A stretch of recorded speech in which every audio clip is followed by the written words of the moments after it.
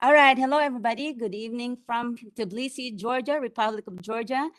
Tonight, we are coming back with a Global Dialogue for Justice Let's Talk Each Time series. And I am very excited because we have a special guest.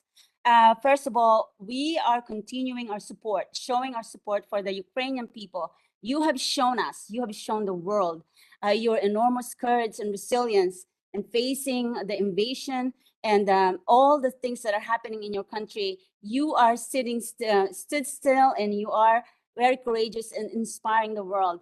Tonight, as we watch you in Ukraine with your enormous courage, we're also watching and moved by the generosity and compassion of the Polish people. So tonight, I would like to introduce to you my special guest from Poland, Marta Molinska. Marta, please say hello to our viewers, introduce yourself, and tell us what you're doing there at Sky Camp dropzone in Poland. Hi, hello everyone. Yes, I was just introduced, so nothing much to say about myself. Basically, I run a dropzone. I'm in the management team of the dropzone, which operates from April to October. So in the time of February, when the war broke, we didn't have much to do except for planning the next season. And we also had a lot of empty spaces, I mean, empty rooms. And after the first shock, we asked ourselves, how can we help? Because the fact that the help is needed was obvious from the very moment when everything started. And we saw a lot of pictures and videos from the border with crowded border points and crowded reception points on Polish side with families with 5, 6, 7 kids, big families which are left there, and everyone is seeking for shelter. So we knew that we have to do something, and the decision was very quick. We need to adjust our areas that we have, our rooms, into the rooms for refugees. We had offices, and we had some empty old rooms which were unused for many years. So first of all, we decided to adapt the first rooms in our offices. So we got rid of all the furnitures, and we replaced them with the beds, new sheets, new. Well, it was not new. It was all donated by volunteers, and we prepared first 15 beds in a couple of rooms in our main building, and then we waited, and there was even a moment when I was just thinking if this is something that is actually needed, because nobody showed up for the first day, you know, and a day after, we had our first family who came in, a mother with 5 kids, and yeah, that was the first time that I really had something to do with PTSD syndrome. And when I saw kids who are afraid of loud noises, we are still at the drop zone, at the airfield. You know, we have helicopters, we have planes. This, for me, this is just like a background. I don't even hear that because it's normal. I live there, so it's a kind of a normal background for me. And they were really scared when they heard a helicopter. They asked us, do they shoot you here? And that was so scary, and so that was really devastating. When a 5-year-old kid asks you this kind of question, you know that you live in the really, really weird world, Yes. So yes, after first family, just a second came in, and then we were flooded by refugees. We knew that we have to adapt more spaces, and the old rooms needed to be renovated, and Like one of a sudden, we had a lot of volunteers who wanted to help, and they offered to repaint the rooms, to fill them with furnitures, with fridge, with the heating system, which was broken just a month ago, and it was all renovated and prepared within a couple of days. I mean, after the first week, we were ready to welcome 70 people. Wow, that is just the first week. Marta, before we continue, I'd like to let you know that we have viewers from Istanbul, Turkey. Dr. Hello. Bayram Arzermelo and Hi, our hello. friends in Istanbul, Turkey, and also Dr. Murad Karasoy in the United States, and Radi Gabunya from Republic of Georgia, and of course, this will be watched later on. We have also from the Netherlands. So we have viewers from different countries. And so we are having a conversation with Marta Molinska. She is a DZO of Sky Camp Drop Zone in Poland, where she has turned her drop zone at the moment is a refugee center. And she's telling us the process and how she got started. So Marta, thank you very much. And can you let us know how they found you? How do the refugees found you? No idea. I have literally no idea how they find it. Well, first of all, we announced on Facebook that we are ready to welcome refugees, and I don't know how it started. It's someone just called me if I have a place for a mother and 5 kids, and I did have the place. So we welcomed there, and someone else called, and like my phone number was just given from one person to another, and then another, and then another. I know that we have in Poznan, we have a couple of big reception points for a couple of hundred beds. And when someone said that I have like rooms, private rooms, they were making picture of my phone number being written on a paper. So yeah, I think that people are just forwarding my phone number one person to another, and that's how it went viral, let's say. Yeah. And so can you walk us the process when the refugees come there and they are going to transition, what is the process? How does it work? Well, they come in very tired, because most of people who come here, they are just coming like directly from the border, so they are extremely tired, exhausted. They need just good rest and sleep. So we give them the room and we leave them alone.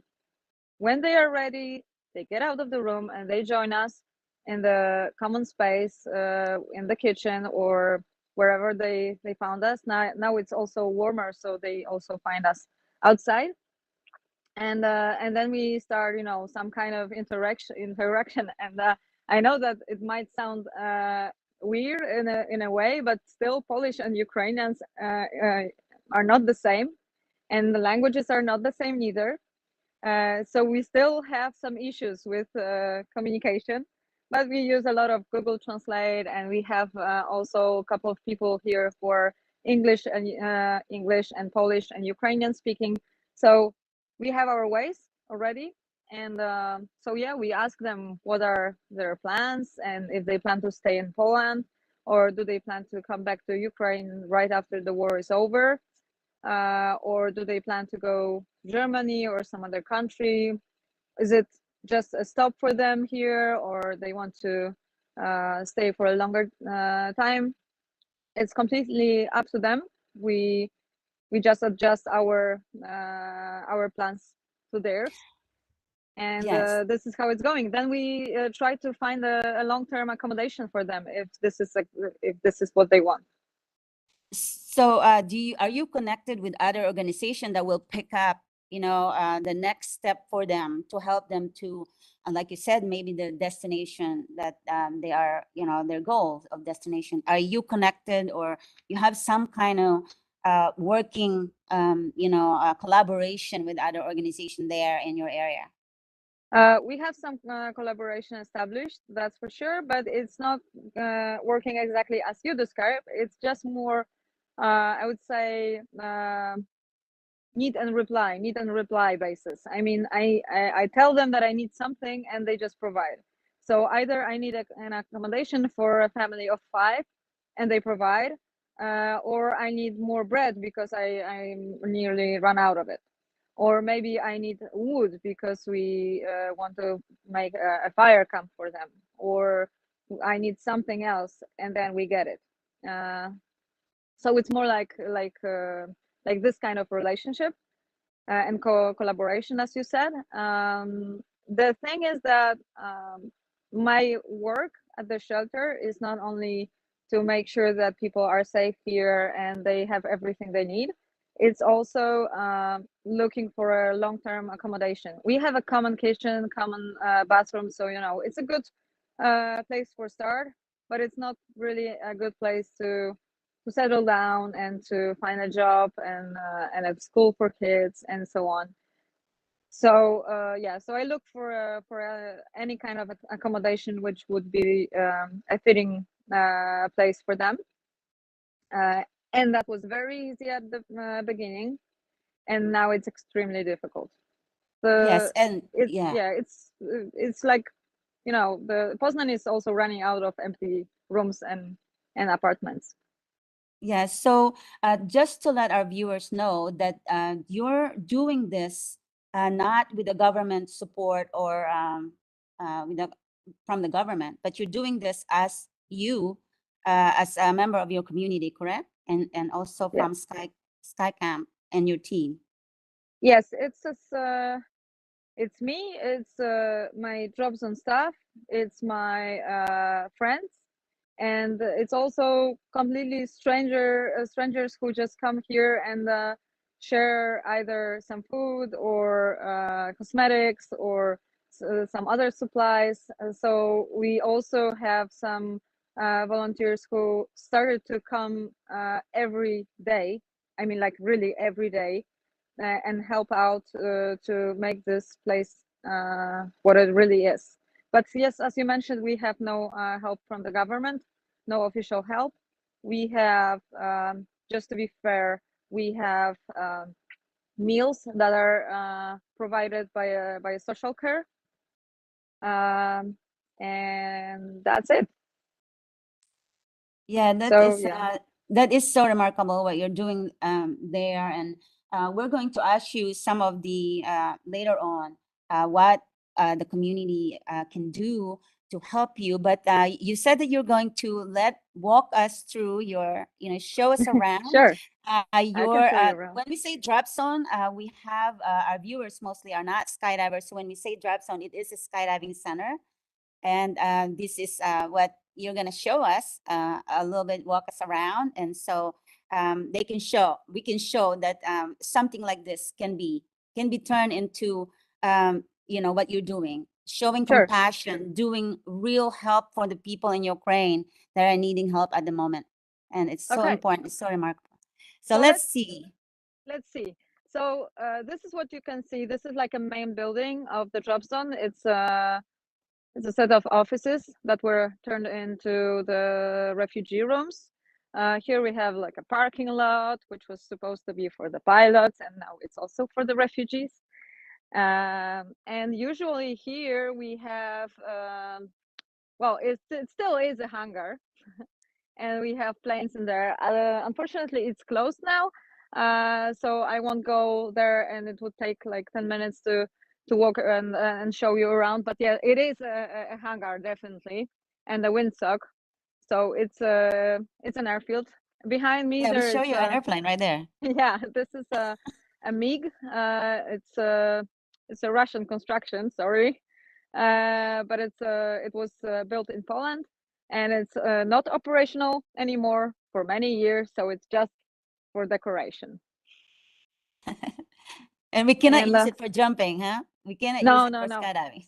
it's too fast, way too fast.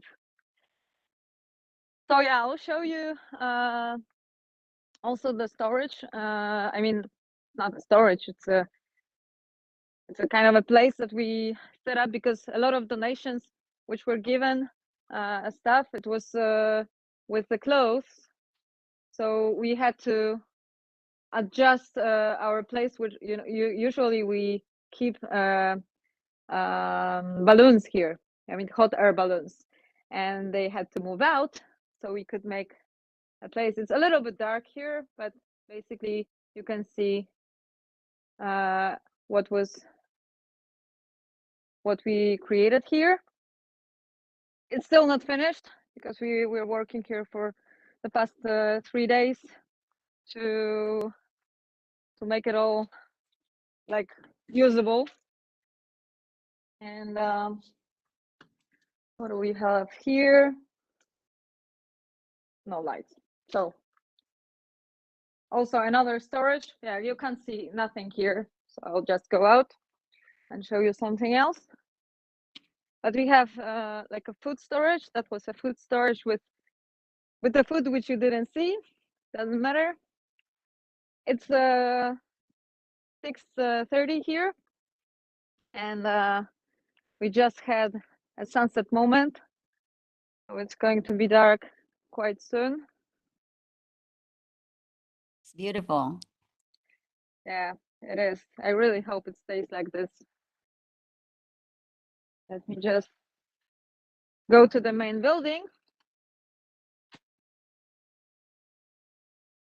I'll show you. Yeah, this is where we're going.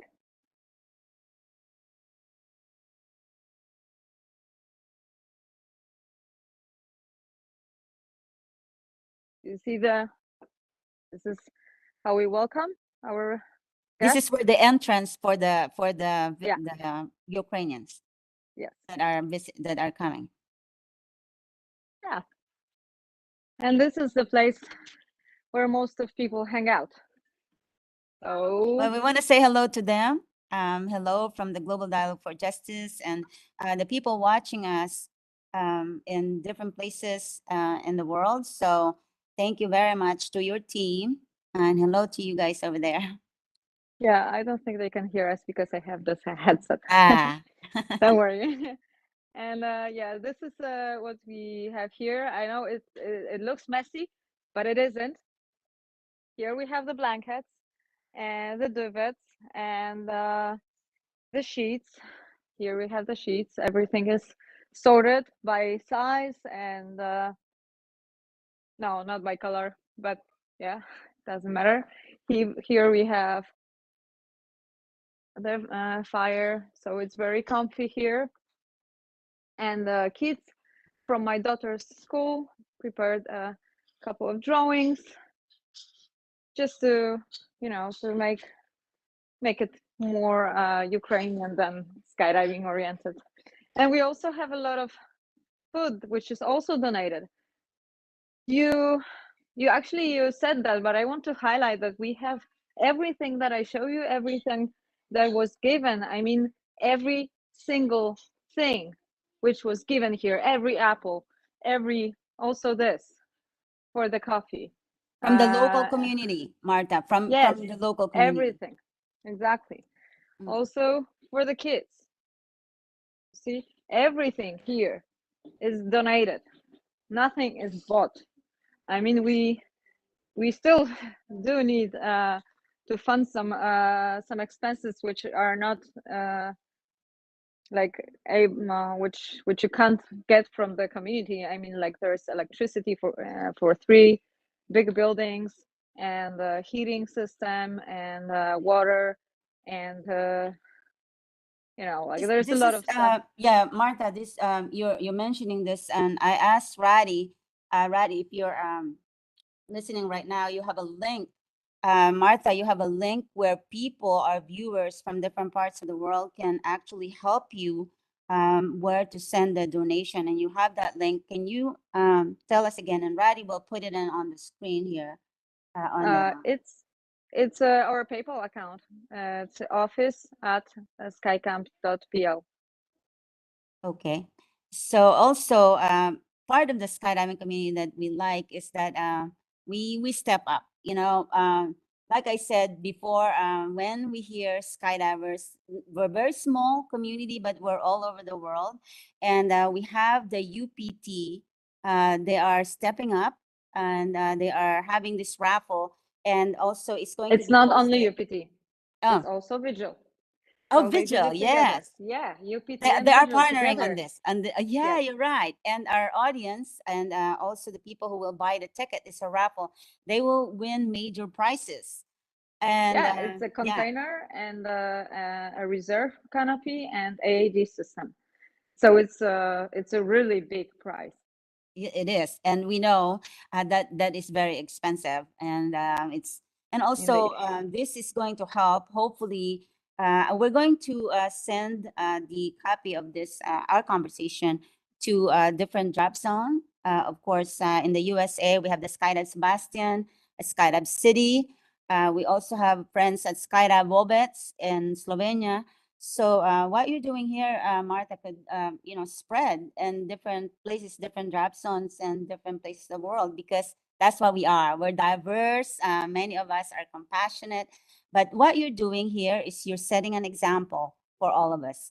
And like But you you, said, I'm sorry. if I can, because it's very important. It was not only PD and it was not only UPT and Vigil, because we also have a very productive and a really great initiative by PD and Cyprus.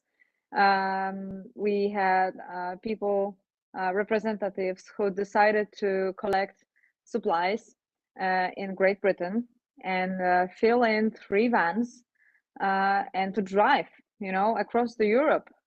And they actually did it. They arrived a couple of days ago. I mean, I think it was a week ago, and they were amazing. I mean, they collected a lot of stuff which was used here all the time. I mean, it was like towel sheets, clothes, medical supplies. Some of the stuff were also sent to Ukraine. So I also want to say that there are a lot of big brands in our skydiving industry which stood up, and they really wanted to make a difference and to contribute in a way. So I just wanted to highlight this because it's amazing, and I can't really say how much I'm grateful for the fact that they wanted to share somehow, and they wanted to contribute, and they want to help us. So And thank you. that's, If you're yes. watching this, thank you very much. And yes, we have actually, we have skydivers in Florida that are also watching us. So Cliff Dobson, and they are part of the Crew Dogs, and they're amazing skydivers, and they are just wonderful, and they always help. So we are going to reach out to them. And I wanted to show so you a kid's room, but it's very, very messy.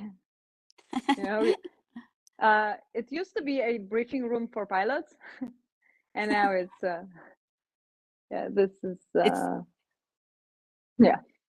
That's it because it's too messy. Sorry. it's okay. Um, so let me ask you, you said that you can do this both because the skydiving season is going to start very soon, and Yeah. the need is still is enormous. And so you are going to take on a very, very big, task here. And you said that you can do this both. And so how, give us an idea what your plan is, because skydiving is coming, and also you are going to continue helping the Ukrainian refugees, which is super amazing. And so just give us a little bit an idea, because we're excited also to come to your drop zone. We'll be jumping there this season. So how is that like? You have an idea a little bit how you're going to organize this?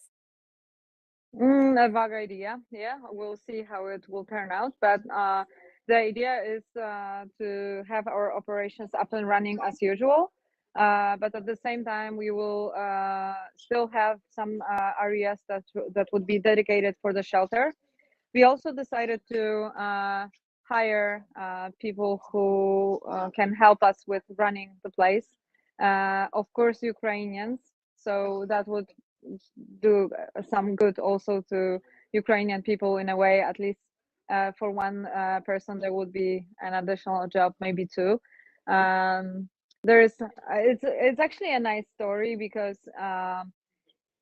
Angelina came to our shelter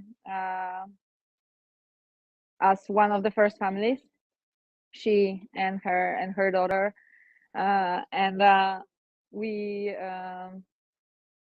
like, how do I say this in a, just to make sure that you get the idea, because she started to engage from day one. I mean, she took over the management of the shelter from the very start. I mean, she speaks Polish and Ukrainian, so it was very helpful for us. I don't know how I would run this without her. I mean, she's so helpful that now if she's absent for 2 hours, I'm like in a constant panic mode, you know. So yeah, from the very day that she arrived, everything is going smoothly. I mean, it's not possible to have it as smoothly as I wish it would be, because you have people coming in the middle of the night, and you can't really tell the refugee to wait until morning because you want to sleep off, right? Mhm. You have to welcome them even if it's 3 a.m. We also have some medical issues that show up, and as I said, we don't have any experience in this area, so we are not professionals, and we need to find professionals to help very quickly. I mean, sometimes these are minor issues, but we also had ER coming to our place, I think 10 or 12 times so far. Mhm. So And this is what you're saying, that, there are, I want to ask you this, some of these challenges, even though you've been learning how to manage this, and you've experienced a lot, but you said that there's still things that you are trying to learn, and those are some of those, like the medical. So how do you want the people or the community help you with this? Some of these things that you are not able to do yet, such as in medical, with the PTSD. What are you doing? How do we help you with it? well, we have some therapists and psychologists with we work with. I mean, we have a kind of a collaboration. It sounds really formal. I mean, collaboration, but it's more like I call them, and I have a kid, and the kid is screaming, and I don't know what to do. How do I calm her, or how do I make her not to be afraid of planes? And I'm panicking, and it's a collaboration, but it's also very chaotic. You can't really have an order in the process like this. You have too many things that can be different from what you expect them to be. I mean, I thought that I would need 10 volunteers to run a place, and I don't really need so many. We are 2 or 3 every day, and the rest of the jobs are done by the guests. I mean, all the cleaning, laundry, and stuff. I didn't expect that to happen, and many other smaller issues like this. The thing is that it sounds a little I don't know, maybe fake, but it's really not. That my heart is half Ukrainian now, in a way. Uh, I can I cry with them when they learn about their house being bombed, and I'm happy with them when they learn that their husbands are still alive every day, day after day. So I I'm not used to this kind of communication. I'm also a PR, a communication manager at Skycam, so I'm very much used to communication, which is full of very good and nice emotions. Energetic and good vibe, and you know, achieving goals and challenges and all the good stuff that happens to us. But I'm not really an expert and other kinds of communications, which are very, very important right now. I can say that I'm discovering all this stuff on the way. I mean, we had to become experts on running a refugee shelter within a week, and we That did. is amazing. And Marta, I think you have a great team also that you can rely on, and it's so important that That's the key.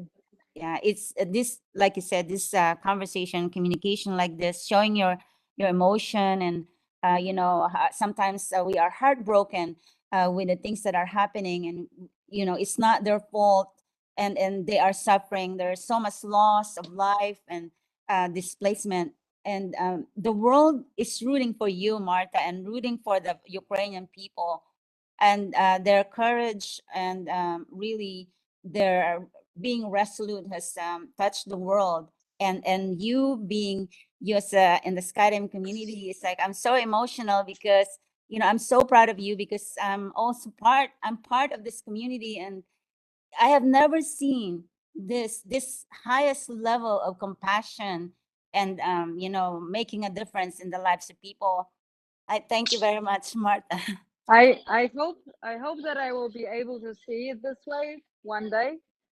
Uh, for now, I'm so much focused on minor stuff that I can't really see it in a way that we are doing something big. We just do what needs to be done, and we don't really think about anything, global. I just really hope that at least one person after our talk would understand that, at least from people who don't know it yet, that the Russian invasion is a fact, and it's not fake, it's not propaganda, it really is happening. I have people here who are showing me pictures of their houses being bombed, and I have a teenager who saw her friend being shot on the street, her classmate. you know it's it's something that you never want to hear, but you hear it and you have to face it and you have to deal with it. It's not something that is made up. It's something real, and it happens just a few hundred kilometers from me and from you, by the way, Yes. unfortunately. Yes, and it is really important that the world must step up, and also remember that what's happening in Ukraine, there's also happening in Turkey. There are babies in prison. There's it's in China, the Uyghurs, in Syria, in Yemen. There's innocent children are dying, and these are real, and these are not made up. And so I asked the always expect the international community or members of the global community to step up, to engage, to get involved. And what you're showing here is it's a real great example and inspiring for all of us. So you mentioned before that there are things that you're doing, um, other than you're helping the refugees there. You're also collecting items being sent to Ukraine. Tell us about that, what that is.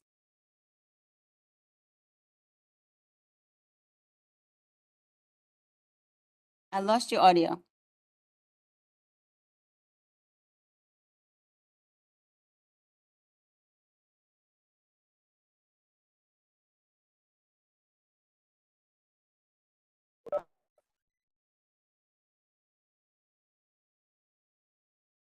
Okay, can you hear me?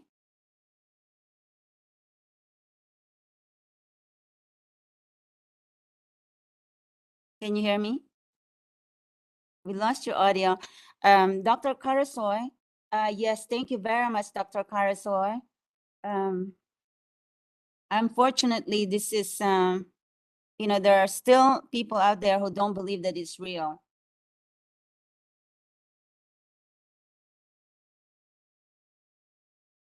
We're just fixing this just a little bit.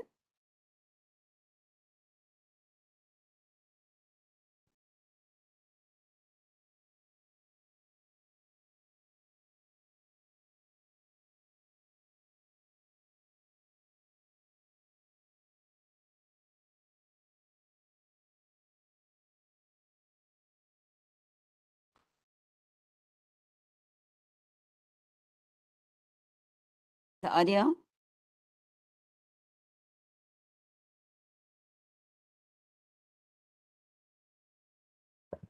Okay, so it's on your side, Marta. Can you hear me? Can you hear me? No. So let's see. Dr. Karasoy, can you hear me? We're still broadcasting, correct? Okay. Huh? All right. Marta, so it looks like that your audio is not working at the moment. And so, okay, so Dr. Karsoy, Radi, and everybody, well, thank you very much for you guys tuning in. Would you like to, you have a question for Marta? And also, if you have a message for the refugees that are at the Sky Camp in Poland, you guys can post it and we will send it to Marta, and also make sure that the refugees, oh, can you hear me now? Oh, I can hear you now. I don't know what I All did. right, that's amazing. Oh, Sorry. before we were cut off, we were talking about your work that you're doing is not just limited to the skydiving center and the refugees there. You're doing more. Actually, there are things that are being sent to Ukraine. Can you tell us about that? Yes, we have a separate place for collecting stuff for the civilians in Ukraine and also for the army. So we collect canned food or other long-term food. We also collect warm clothes. Now it's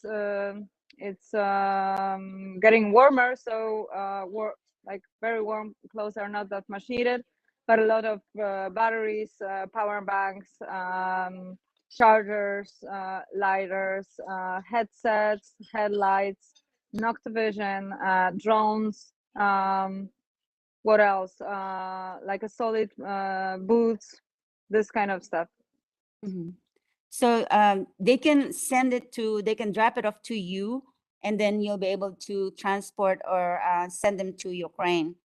Yeah, we send it with a convoy. I mean, we fill the private buses with all the boxes being described, and so it's easier for Ukrainians to get it all sorted out. And then we our drivers go to the border. They leave it at the or at the organization which helps to transport it to Kiev and other cities which are in need right now. And our drivers also pick up families and drive them to us. That is just, it's so unbelievable that you're doing all this in a very short And amount of time. You're able to master how, this, help for the Ukrainian people, and also transporting these items and things that are so important right you know, now but for. that's logical. Like if our drivers go to the Ukrainian border, they can bring stuff, and when they come back, they can come back with people. So that's a logical like consequence of the decision to go to the border and pick up some people who need it. But And is that safe just for them, or do they feel yes, safe, or they, yeah? yeah, because they're not driving in Ukraine. They just drive to the border, and border is safe. So not it's not risky at all for them. And of course, the drivers also are private people, and they pay for the fuel with their own in their own pocket, and this is their own initiative. They're not, our employees or anything like this. These are all volunteers, and I want to highlight it. It's happening all over Poland. It's not only us; it's the whole society, the whole country, which is taking a tremendous effort. It's a gigantic organization which was set up within a day or two in a way that is unprecedented. I mean, it never happened before to have this scale of help.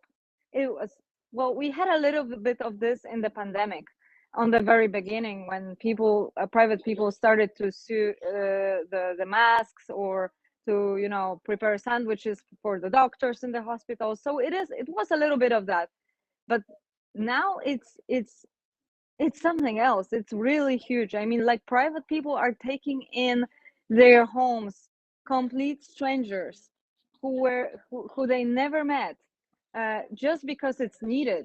It needs to be done, and they do it. Private people go to the border to pick up people and drive them wherever they want, even to Germany. I mean, it's like hundreds of kilometers for them, and a lot of money for the fuel, because fuel is very expensive now, you know. Yes. Yeah, Yeah. and I want to say this because it's something that it's really, it needs so much appreciation from the international community, because Poland and Polish people are so amazing with, you know, we were always known for hospitality, but now it's another level. I mean, Another level. it's really great, and what's pretty sad is is that the official help is almost non-existing. I don't say it's not, there's nothing, because that wouldn't be true, but it's not enough, and it's very limited help from from local offices or from the government at all. So it's really, it's nothing comparing to what's being done. So if we don't have the humanitarian crisis at the borders, we don't have ghettos or anything, it's because Polish people stood up all the way, and they decided to welcome complete strangers in their houses, private homes, you know. It's amazing, and I'm really, really proud. And yes, I am, you know, really speechless when we are hearing this, and we know this. We are really admiring the compassion and the I mean, super generosity of the Polish people. And can you imagine if all countries are doing this? And in times of crisis, sometimes you cannot really rely on the government. Is like kind of slow. There's red tape. There's a lot of process. But when it comes to the people, that's when the real action happens. And so we have viewers from the United States. Dr. Karasoy is saying that there are in the school where he is right now in the U.S., they're collecting for women, you know, supplies, Mhm. collecting women and children hygiene materials. So, but he's asking you, Marta, what are the most the things that are most needed by the refugees right now?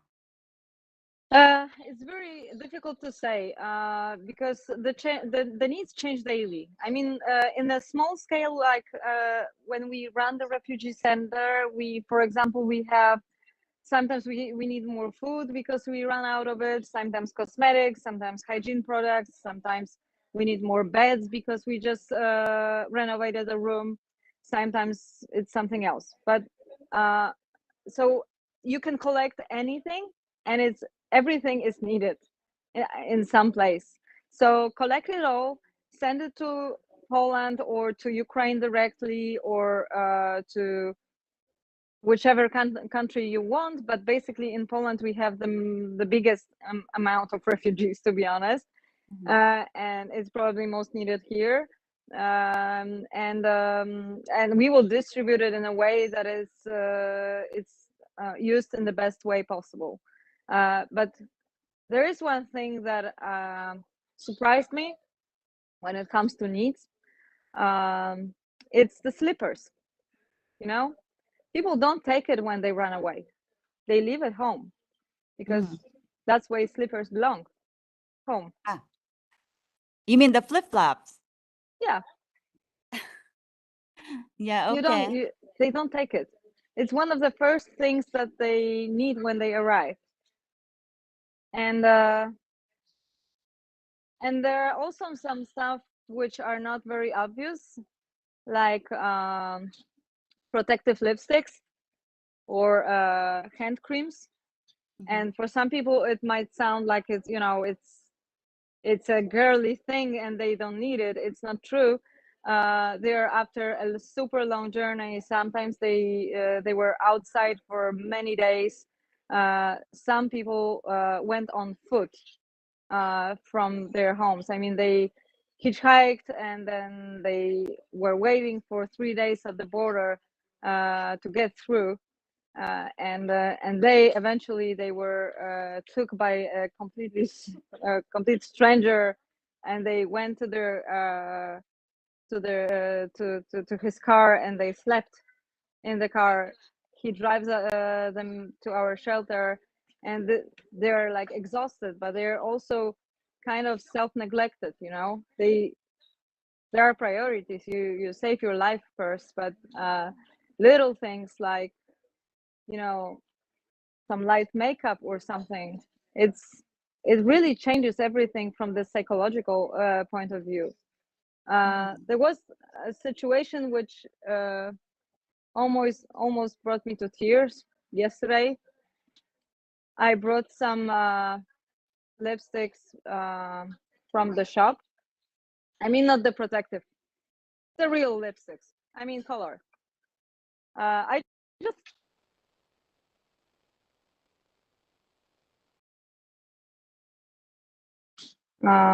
with the audio. I can hear you. Yeah, you can hear me perfect.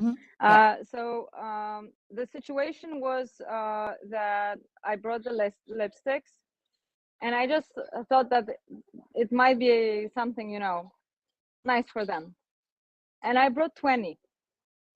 And I came in the middle of the breakfast, and they dropped it. They took the lipsticks in 3 seconds. There were none in my bucket, and they all ran. They were adult women, you know, not a girl, not girls. And they ran to the bathroom, and they came back with a little makeup on their faces, and they were shining.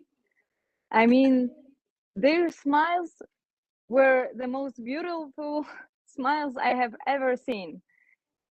It was so natural and so normal, and the normal is what we really need. That is so, what a great story. I mean, little things like lipstick can, give relief and, comfort. And I think it's really amazing, these people, how their resilience is, they bounce back just instantly. That is so courageous. And to think of all the experiences they had to flee their home, and they see all the devastation is still going on, and thinking of the ones that are left behind. And it's not easy, but again, that is a courage, and you providing this, Martha, it's so exceptional. And I wish later on you can see our viewers here. We would like to thank them. And you are going to start the skydiving pretty soon. And I will probably reach out to them, each people, skydivers that will go to your drop zone. We might be able to, connect with them and tell them, hey, what's bringing a small item when they go there, and it can make a Sure. difference. And I think it's so important. So you're gonna start the skydiving season in just few weeks. You said in 3 weeks. Yes, And I hope so. yes, and it's going to be really exciting to do this, because we are a community of people who's again, we're very small, but we're coming from different backgrounds and different places in the world. And I think it's so important that we showcase, we tell them what you're doing. And I would like to do like the Fly for Justice, and I told you about this, and I'm hoping in the summer that we can do this and around Yeah, July. And yeah, and I'm really excited. I was looking for 2 years. I mean, more than 2 years, looking for a place to launch the Fly for Justice. And like I said, I found a place where thank so you. a big heart that you just took it. The job, the responsibility, and you're making a difference. And I think it's really important. We have an audience from Z Zeki Zezi. how to send the stuff that will be collected. How do we get it to you? I think you can get it by post, I think. The best way is to find our address online. If you put in the Google Maps SkyCamp dropzone or SkyCamp, you will most probably find the address which is connected to our Google pin. You can also reach out to me directly through social media. I'm on Instagram, Malinska, or you can also reach out to SkyCamp social media, and I run them, so you will get in touch with them anyway. And I will send you the address directly to you. I think that's the easiest way to handle this. All right, so we're going to post it also on the discussion section of this broadcast. After we are done in the next few days, we're going to continue our conversation and connection. We have the Global Dialogue for Justice coming in also the third year, and it's going to be in Istanbul, Turkey. And so we, Turkey and Poland and Ukraine, they're all, what we're doing here, we're all connected and affected by this crisis. And while people over there are dealing with their own situation, they have a big heart as well, and want to engage and want to help. And we're going to continue this conversation. And so, Marta, I'd like to ask you what is your message to the world right now? I'm so tired. If you asked me before the interview to prepare a message, I would have one. But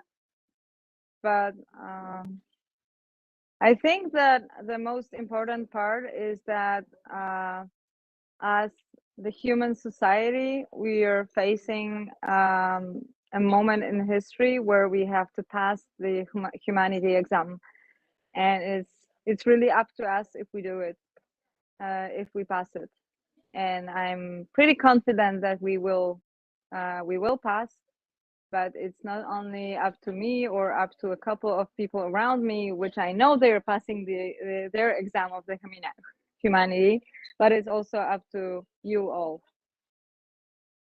And that person asking is from France, Severine. So how to send you the stuff. So we will give you the information and how you can send the things. And we will watch again this broadcast so that we can figure out, the things that you see that needed, that's being done. We are going to watch it again so that we know exactly what you need over there. And to our skydiving community, this is a very unique moment for us.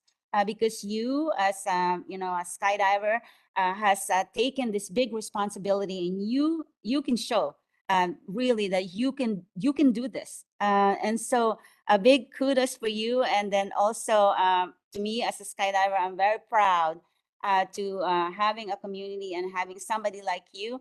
And you are an instructor also, and it's going to be very exciting summer.